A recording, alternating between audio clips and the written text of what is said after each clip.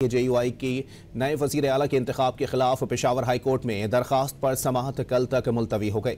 दरखास्त गुजार के वकील पेशावर हाई कोर्ट में पेश ना हो सके। नौमुंतखब वज़ीर आला की हलफ बर्दारी के लिए PTI की दरखास्त पर फैसला अदालत में महफूज है। आपको बताएं कि JUI की नए वज़ीर आला के इंतखाब के खिलाफ पेशावर हाई कोर्ट में दरखास्त पर समाअत कल तक के लिए मुलतवी हो गई। दरखास्त गुजार के वकील पेशावर हाई कोर्ट में पेश ना हो सके।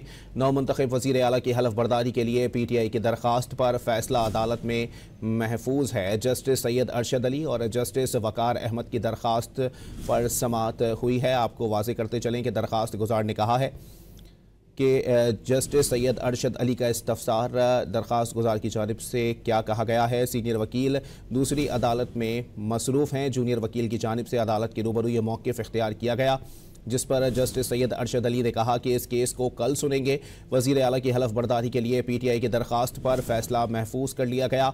अपोजिशन जमातों ने इलेक्शन में हिस्सा नहीं लिया। चीफ जस्टिस की जानिब से ये इस्तफसार किया गया। पेशावर हाई कोर्ट आर्टिकल 255 के तहत किसी किस्म की मंजूरी लाजमी करार देता है। आपको बताएं कि JUI की नए वज़ीर आला के इंतखाब के खिलाफ पेशावर हाई कोर्ट में दरखास्त पर समाअत कल तक के लिए मुलतवी हो गई है। दरखास्त गुजार के वकील पेशावर हाई कोर्ट में पेश ना हो सके। नौमुंतखब वज़ीर आला की हलफ बर्दारी के लिए PTI की दरखास्त पर फैसला अदालत में महफूज है।